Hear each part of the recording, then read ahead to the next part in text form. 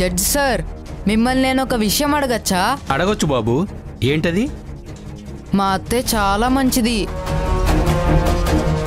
తన వల్ల ఎవ్వరూ బాధపడకూడదు అనుకునే మంచి మనసు తనది.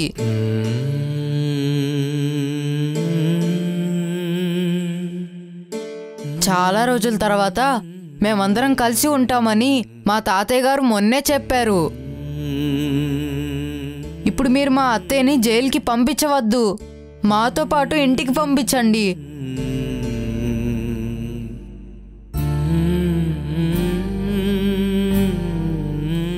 ప్లీజ్ జడ్జ్ సార్, మీకు దండం పెడతాను. మా కుటుంబం అంతా కలిసి ఉమ్మడిగా ఉండాలనేది నా ఆశ.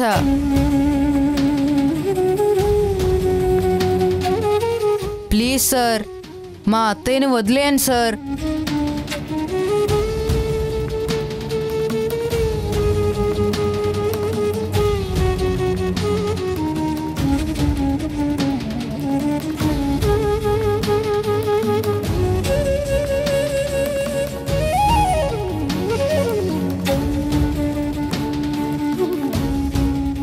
వాదోపవాదాలు సాక్ష్యాలన్నీ విన్న తర్వాత కోర్టు తీర్పును రిజర్వ్ చేస్తూ తీర్పుని రేపటికి వాయిదా వేస్తున్నాను.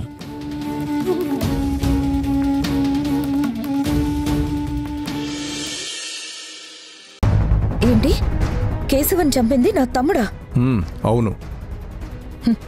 నేనేమన్నా అమాయకురాలు అనుకుంటున్నావా? నువ్వు ఏది చెప్తే అది నమ్మడానికి? నా భర్తని చంపి ఆ కోదండ రామయ్య సహాయంతో డబ్బు పలుకుబడి ఉపయోగించి నువ్వు జైలు నుంచి బయటకు వచ్చావు. ఇప్పుడు మీ యజమాని కుటుంబాన్ని కాపాడుకోవడం కోసం లేనిపోని అబద్ధాలు చెప్పి నన్ను పొల్యూట్ చేద్దాం అనుకున్నావా? నువ్వు నన్ను మోసం చేయలేవు. నువ్వు చెప్పేది ఏది నేను నమ్మను. నీ వాళ్ళను వదిలిపెట్టను. సరే, అలాగే. నేను చెప్పేది ఏది నమ్మొద్దు, కానీ మీ తమ్ముడు త్రిదేవ్ చెప్తే నమ్ముతావు కదా? ఈ వీడియో చూస్తే నిజమేంటో నీకే తెలుస్తుంది. బావని ఆ లడ్డూగాడు కోదండరామయ్య కలిసి చంపారనగానే నువ్వు గుడ్డిగా నమ్మేశావు. నీ మొగుడిని నేనే చంపానని తెలిస్తే ఎలా తట్టుకుంటావో, అసలు ఏమైపోతావో.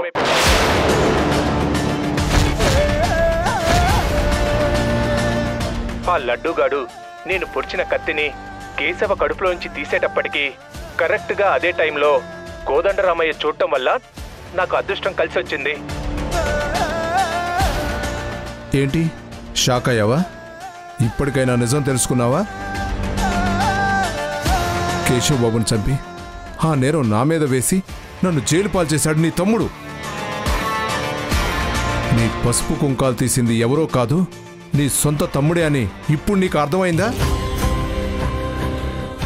నిజం తెలుసుకోకుండా ఇన్నాళ్ళు నిన్ను నీ భర్తను పోషించిన కుటుంబాన్ని అన్యాయం చేయాలని చూస్తున్నారు. నీ తమ్ముడు కట్టుకున్న భార్య పట్ల ఎంత నీచానికి దిగజారాడో శ్రీవల్లి ఎందుకు షూట్ చేసిందో నీకు బాగా తెలుసు. ఒక దుర్మార్గుణ్ణి చంపి కూతురు జైల్లో ఉందన్న బాధతో ఉన్నారు తంగచ్చి బావ.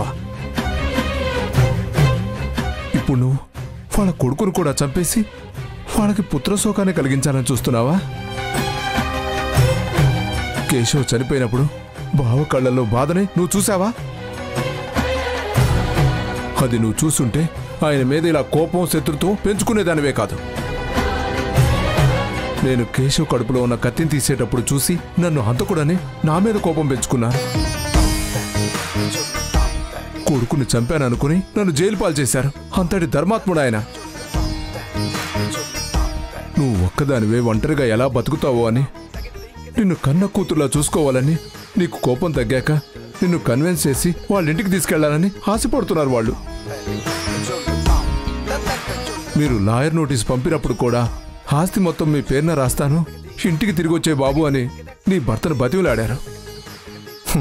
కొడుకంటే ఆయనకు అంత ప్రాణం. కేశవ్ బాబు ఇంట్లో నుంచి వెళ్ళిపోవడంతో కొడుకు మీద దిగులుతో బావకు హై ఫీవర్ వచ్చింది. అందుకే కేశవ్ బాబు కాళ్ళు పట్టుకునైనా సరే ప్రతినాడు తీసుకొద్దామని నేను ఆయన దగ్గరికి వెళ్ళానే తప్ప చంపాలని మాత్రం కాదు. తంగచ్చి బావ మంచివాళ్ళు మాత్రమే కాదు, దేవుళ్ళు. అలాంటి వాళ్ళ మీద నువ్వు పగెందుకు పెంచుకున్నావో నాకేం అర్థం కావడం లేదు. బావవాళ్ళు మీకు ఆస్తి విషయంలో ఏం అన్యాయం చేయలేదు. ఆ విషయం నీ మనసుకి బాగా తెలుసనే అనుకుంటున్నాను. శత్రువును కూడా గౌరవించాలనుకునే సంస్కారం ఉన్న కుటుంబం అది.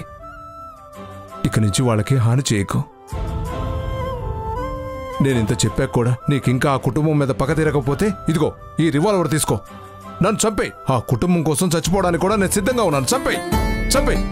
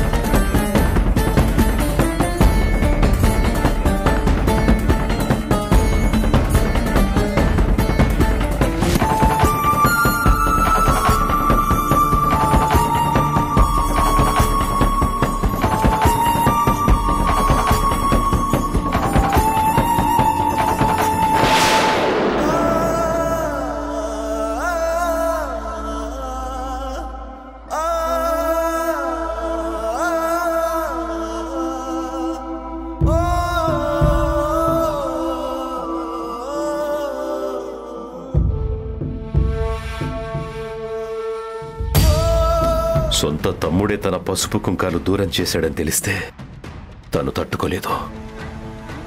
కొన్ని రోజులు పోయాక తనకంతా వివరించి చెప్పి ఇంటికి తీసుకెళ్దాం అనుకున్నాను.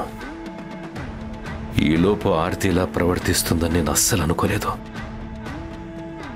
ఈరోజు లడ్డు సమయానికి వచ్చాడు కాబట్టి సరిపోయింది. లేదంటే ఆ పిచ్చితనంలో తను కాల్పులు జరుపుంటే ఎంత అనర్థం జరుగుండేది. ఇక మీదట అలా జరగడానికి వీల్లేదు.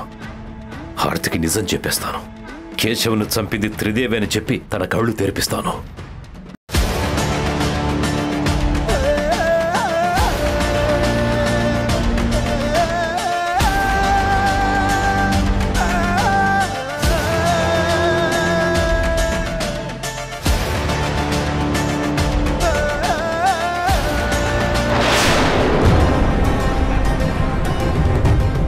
ఇంటికి తాళం వేసుందేంటి? ఆర్తి ఎక్కడికి వెళ్ళి ఉంటుంది? ఈ పేపర్ ఏంటి?